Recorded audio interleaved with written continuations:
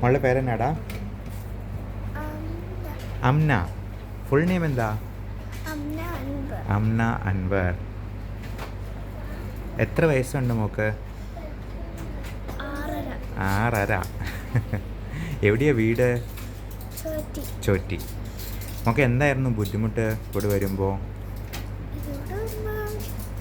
ഉമ്മ പറഞ്ഞോളൂ. ചുമ, ഛർദിലും ഉണ്ടായിരുന്നു. നമ്മളെന്നിട്ട് ഇവിടുന്ന് എന്ത് ട്രീറ്റ്മെൻറ്റാണ് ചെയ്തേ? ടെസ്റ്റ് നടത്തി, ഇഞ്ചക്ഷൻ എടുത്തു, പിന്നെ മരുന്നുകൾ കഴിച്ചു. ഓക്കെ. ആ 2 ഇഞ്ചക്ഷൻ എന്തായിരുന്നു എന്ന് അറിയാമോ മോക്ക്?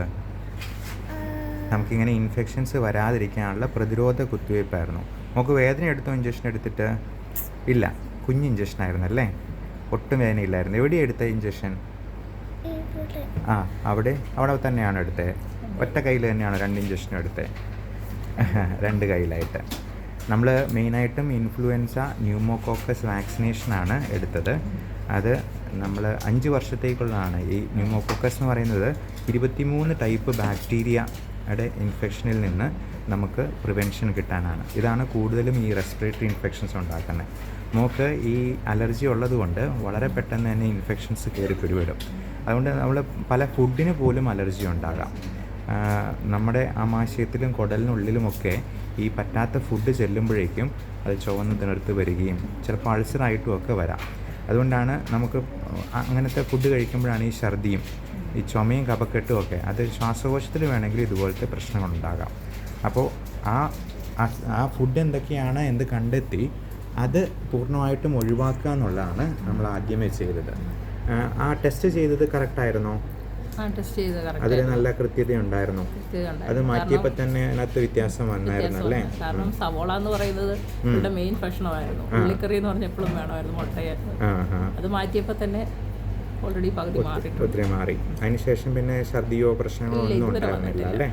Okay, very good. നല്ല ഉറക്കവും കിട്ടുന്നുണ്ട്. കൊച്ചിനും എനിക്കും ഒരുപോലെ ഉറക്കമില്ലായിരുന്നു രാത്രികളിൽ. ആണല്ലേ? ചുമ കാരണം ചുമച്ച് ഛർദിക്കുന്നത് കൊണ്ട്. ഈ അലർജി വന്നപ്പോൾ ചുമച്ച് കഴിഞ്ഞാൽ ഉറങ്ങാൻ കിടക്കും. ഒന്ന് മയങ്ങി വരുമ്പോൾ ചുമ തുടങ്ങിയാൽ പിന്നെ ഛർദിച്ച് 2-3 വട്ടം ഛർദിച്ചിട്ട് അത് കുറയുള്ളൂ. മോളുടെ ഉപ്പ എവിടെയാ? വെളിയിലാണ്, ദമാമിൽ. എന്താ ചെയ്യുന്നേ? അവിടെ ഒരു കമ്പനിയിൽ വർക്ക് ചെയ്യും. ഓക്കെ. സാപ്കോ എന്ന് പറഞ്ഞിട്ട്. ഇതുപോലെ ഇങ്ങനെ ഈ അലർജി പ്രശ്നങ്ങളായിട്ട് ഒത്തിരി കുട്ടികൾക്ക് ഒരുപാട് ബുദ്ധിമുട്ടുണ്ടാവുന്നു. അത് എൻ്റെ മകന് പണ്ടുണ്ടായിരുന്നു. അതും ഡോക്ടറാണ് മാറ്റി തന്നത്. ആണല്ലേ? ഹസ്ബൻഡ് ഉമ്മാക്കുണ്ടായിരുന്നു. അതും ഡോക്ടറുടെ അടുത്ത് തന്നെ മാറിയത്. അതുകൊണ്ടാണ് മോളെയും കൊണ്ട് ഇങ്ങോട്ട് തന്നെ വന്നത്. ശരി. എന്തായാലും മോളുടെ ഈ ഒരു അനുഭവം എല്ലാവർക്കും ഒത്തിരി പേർക്ക് അത് ഹെൽപ്ഫുൾ ആവട്ടെ. കാരണം ഒരുപാട് ആൾക്കാരും ഈ എല്ലാ ആഴ്ചയെന്ന് പറഞ്ഞ പോലെ കുട്ടികളെ കൊണ്ടുപോയി അഡ്മിറ്റ് ആക്കേണ്ടി വരുന്നു. അതിന് IV ആൻറ്റിബയോട്ടിക് ഇഞ്ചക്ഷനായിട്ടും ഒക്കെ മരുന്ന് ഇങ്ങനെ കൊടുത്തുകൊണ്ടിരിക്കുക. എന്നാൽ ഇത് പൂർണ്ണമായിട്ടും മാറുന്നുമില്ല.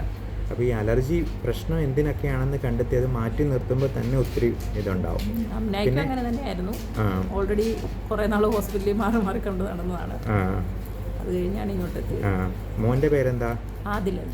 അവന് ഇപ്പോൾ എത്ര വയസ്സായി? അവനിപ്പോൾ 14ാമത്തെ വയസ്സ്. അവൻ ആ ഇഞ്ചക്ഷൻ എടുത്തിട്ട് നല്ലപോലെ കുറഞ്ഞിട്ടാണ് മോളെ കൂട്ടിക്കൊണ്ടുവന്ന് ഇവർക്ക് ഇഞ്ചക്ഷൻ എടുത്ത്. ഉമ്മയ്ക്കും എടുത്തു അല്ലേ? നമ്മുടെ പ്രതിരോധ ശക്തിയെ തന്നെ ഉപയോഗപ്പെടുത്തി നമ്മൾ ഈ ഇൻഫെക്ഷൻസിനെ പ്രിവെൻറ്റ് ചെയ്യുക എന്നുള്ളതാണ് ഇതിൽ നമ്മൾ ആദ്യമേ ചെയ്യേണ്ടത്. അല്ലാതെ നമ്മൾ ഈ ഇൻഫെക്ഷൻ വന്നു കഴിഞ്ഞിട്ട് അത് ട്രീറ്റ് ചെയ്യുന്നതിനേക്കാളും ഇങ്ങനെയുള്ള പ്രതിരോധ നടപടികൾ നമ്മൾ കൂടുതൽ ഊർജിതമാക്കി ചെയ്യുക. അപ്പോൾ ഈ അലർജി പ്രശ്നങ്ങൾ അത്ര കണ്ട് നമ്മളെ ബുദ്ധിമുട്ടിക്കാണ്ടിരിക്കാം. അപ്പോൾ താങ്ക് യു അമ്ന. ഇനി ഏത് ക്ലാസ്സിലേക്കാണ്? 1ലേക്ക്. മിടുക്കി കുട്ടിയാട്ടോ. ഓക്കെ.